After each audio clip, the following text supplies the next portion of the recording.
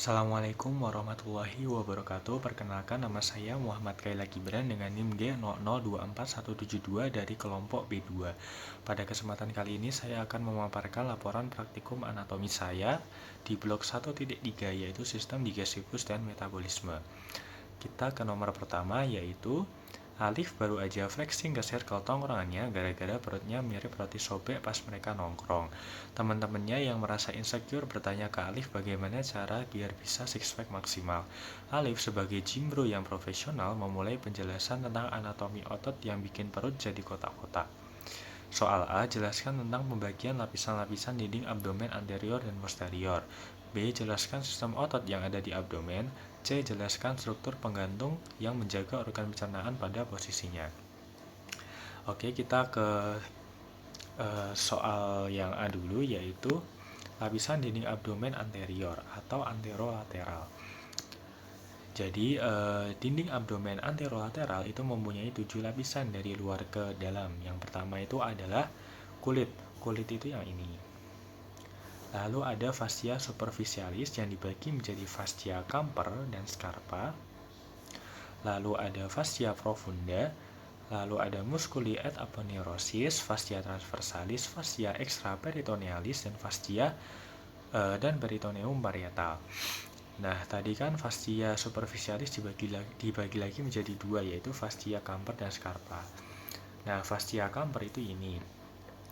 Dia itu terdiri dari jaringan lemak atau panniculus adiposus.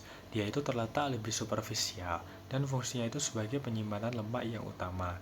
Lalu kalau fascia Scarpa, dia itu termasuk lapisan stratum membranosum. Dia itu sedikit atau bahkan tanpa lemak dan terletak lebih profunda. Keduanya itu akan bersatu di superior umbilicus. Kalau di regio pectoralis, dia itu akan menjadi fascia superficialis pectoralis. Kalau di bagian dorsal, itu akan menjadi fascia superficialis dorsi. Kalau fascia Camper tadi, dia itu akan membentuk labia mayor atau labium maius pudenda pada wanita. Yang kita ketahui bahwa labia mayor itu adalah organ genitalia feminima. Terus kalau fascia Scarpa pada pria, dia itu akan meluas ke skrotum dan membentuk yang namanya fascia dartos. Nah, kalau ditelusuri lagi ke belakang lagi, dia itu akan membentuk yang namanya fascia coles. Nah, fascia coles itu akan menyatu dengan perineum. Lalu kalau ke inferior, dia itu akan bergabung dengan fascia lata. Fascia lata itu yang ini. Nah,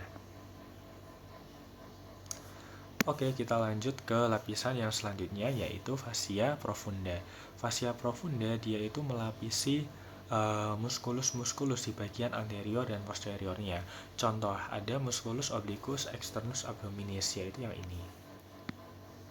Nah, dia itu di bagian anterior dan posteriornya, dia itu dilapisi oleh fascia profunda. Begitu pula dengan muskulus yang lain, contohnya itu internus obliquus internus abdominis. Dia itu dilapisi oleh fascia profunda di bagian anterior dan posteriornya. Nah, dia itu fascia profunda itu tidak nampak jelas kecuali pada musculus transversus abdominis. Nah, nama lain dari fascia profunda itu namanya adalah investing fascia. Habis itu kita lanjut ke lapisan yang selanjutnya, yaitu musculi et aponeurosis. Nah, musculi et aponeurosis itu dibagi lagi menjadi dua, yaitu flat muscle dan vertical muscle. Flat muscle itu ada tiga, yaitu musculus obliquus externus abdominis, musculus obliquus internus abdominis, dan musculus transversus abdominis. Yang pertama dulu, yaitu musculus obliquus externus abdominis. Yang mana itu? Nah, muskulusnya itu yang ini. Nah, dia itu berbentuk seperti huruf V seratnya. Dan dia itu ke arah inferomedial. Jadi infero itu tengah, infero itu bawah, medial itu tengah.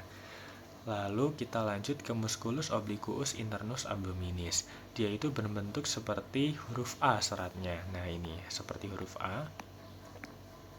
Dan dia itu mengarah ke superomedial.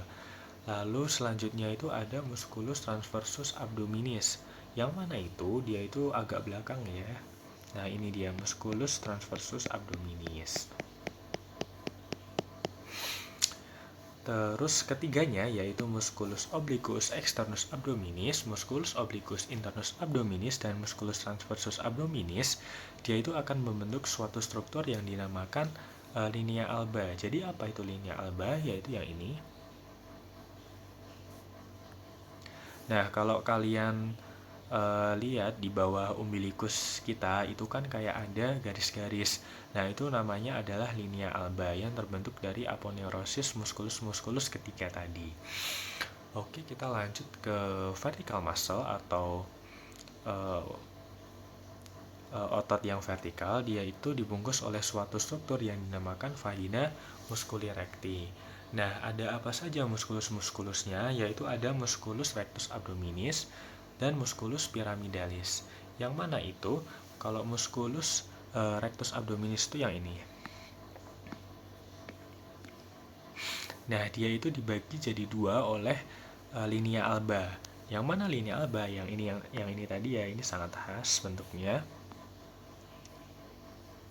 Dan dia itu dibagi menjadi 3 segmen oleh intersectiones tendiniae. Jadi yang mana itu intersectiones tendiniae? Yaitu yang ini, yang tengah-tengah. Nah, sehingga tubuh kita itu bisa tampak six pack itu karena musculus rectus abdominis ini. Oh ya, kalau intersectiones tendiniae itu membuat sehingga ada strukturnya itu setinggi processus xiphoideus, umbilicus, dan diantara keduanya.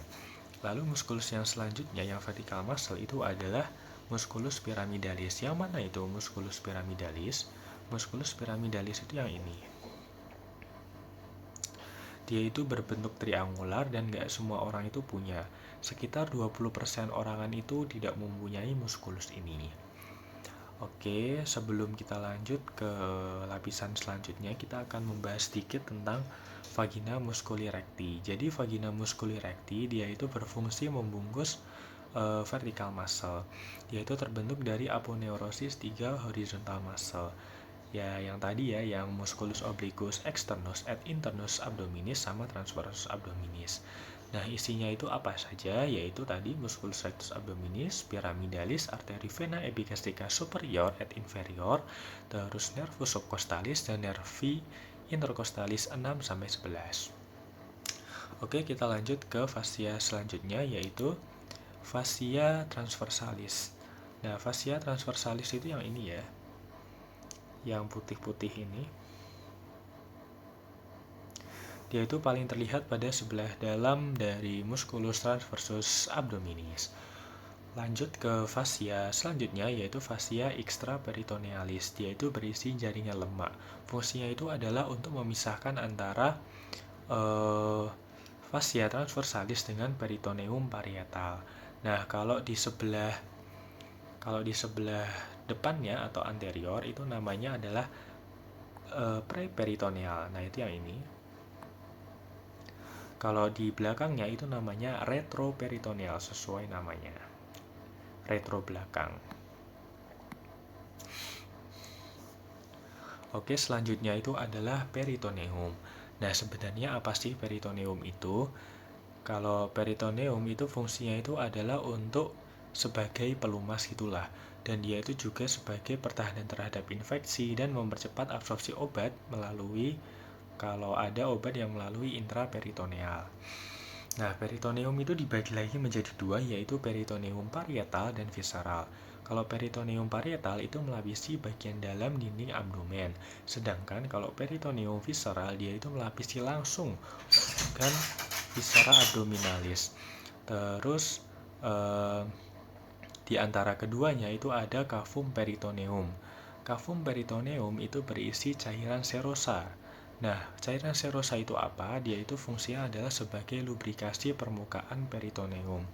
Lalu saat dewasa itu akan menjadi cavum peritoneum mayor dan minor yang dihubungkan oleh foramen epiploica winslowi, yaitu yang ini, foramen epiploica winslowi yang menghubungkan antara cavum peritoneum mayor dan minor. Oke, kita lanjut ke lapisan dinding abdomen posterior. Kurang lebih sama. Yang pertama itu adalah kulit, lalu ada fascia superficialis dorsi, lalu ada musculus musculus, tapi musculusnya itu dibagi lagi menjadi lapisan-lapisan. Yang lapisan pertama itu adalah musculus latissimus dorsi. Yang mana itu? Yaitu yang ini, musculus latissimus dorsi. Lalu yang kedua itu adalah musculus obliquus externus abdominis, yaitu yang ini. Lalu lapisan kedua itu juga ada musculus erector spina dan musculus longissimus dorsi, yaitu yang ini.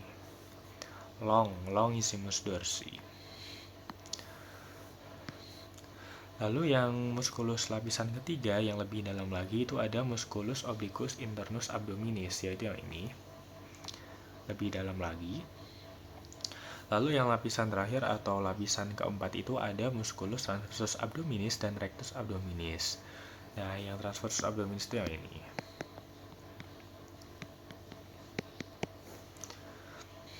Kalau yang rectus abdominis itu yang tadi ya, yang membentuk six pack ini.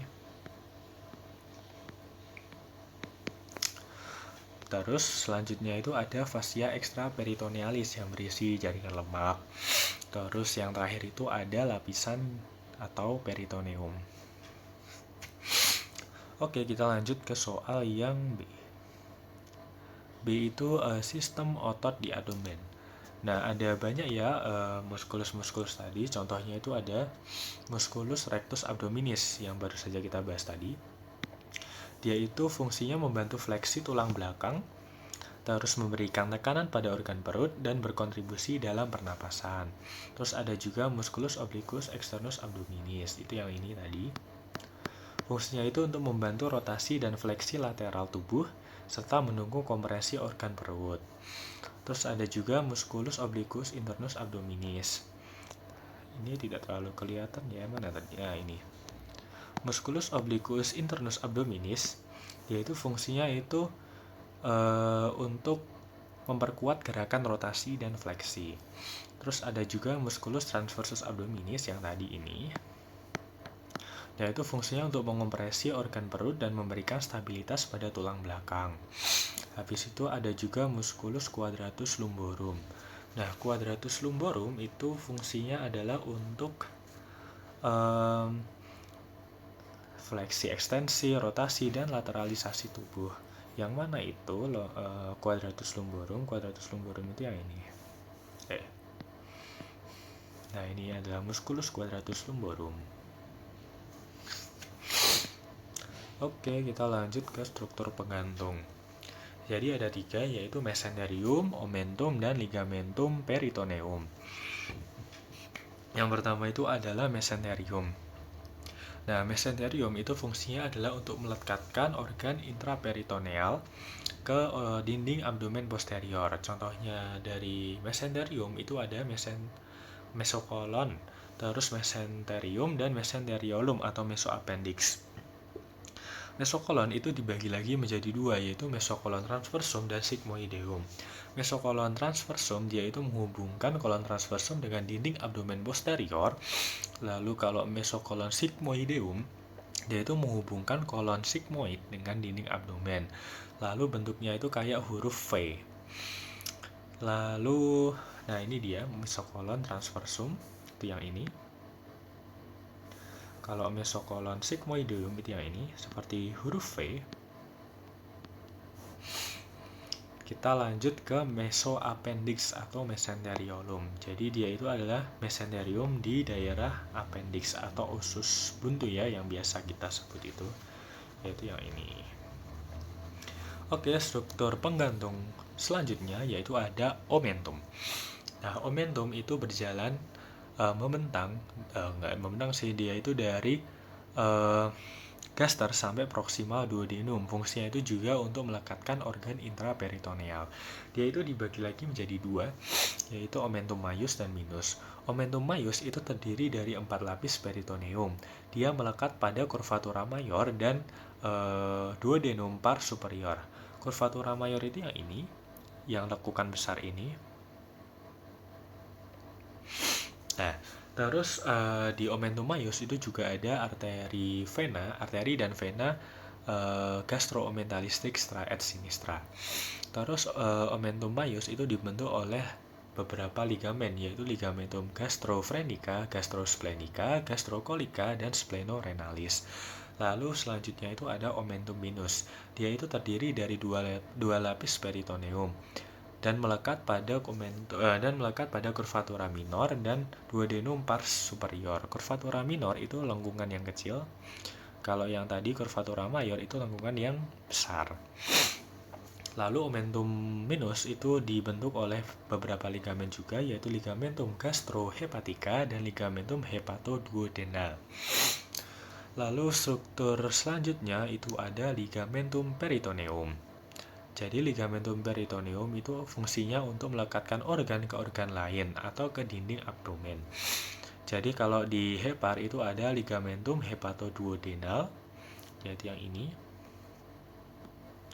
Jadi ligamentum hepatoduodenal itu menghubungkan antara hepar dan duodenum. Lalu ada juga ligamentum gastrohepatica, yaitu yang ini, yang menghubungkan antara gaster dengan hepar. Lalu juga ada ligamentum falciform, yang diantara gaster, lobus dextra et sinistra.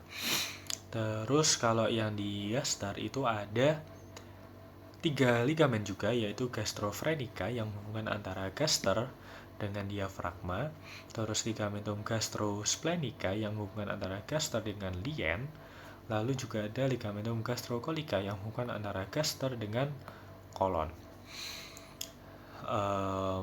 Oke, mungkin segitu saja dari saya. Apabila ada kekurangan dan kesalahan, mohon dimaafkan. Wassalamualaikum warahmatullahi wabarakatuh.